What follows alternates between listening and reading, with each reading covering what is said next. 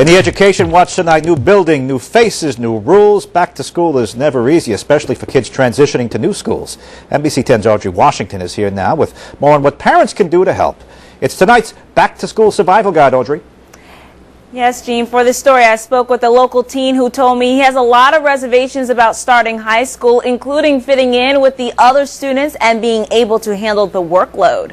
Read your other book that you needed to read for English, correct? Ann DeAngelis thinks high school will be a breeze for her son Anthony. She expects him to do well in his classes and make new friends. I don't think that that he should have a problem. But as for Anthony himself, he's not so sure. Not fitting in, people not liking me. This kind of school transition anxiety is nothing new to guidance counselor Leslie Conley. They are interacting with upperclassmen. They are interacting with a student body, just like elementary to middle, that runs the gamut in size, in development, in social expertise. So they have to have strategies for coping with those things. Many schools hold what's called developmental guidance lessons to help students better deal with their new environment and the pressure that comes with it. Through the program, students are taught time management skills and encouraged to join extracurricular activities. But Leslie admits making the transition takes time. Now having to make adjustments to having 7 or more classes, 7 or more different teachers.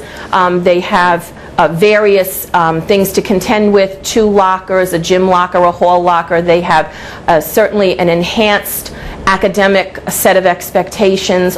And those expectations can sometimes overwhelm students. In fact, Leslie says there are cases where some students have prolonged difficulty in a new school. I think it's scary anytime you go into a new, arena. You need to know who the players are and where do I fit in.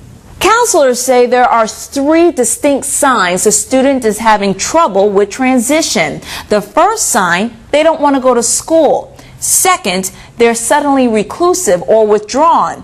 Third, they're unusually upset or agitated when they return from school. If you have someone a child who's coming home every day, who by the end of the first week is, as I said, crying, upset, doesn't want to go to school, I think that's time for a call. I think you need to put a call into the guidance counselor. A counselor should then be able to personally work with the students and get to the core of the problem, whether it involves changing a class or something more serious. Either way, the goal is to help make this new transition in a young person's life a success.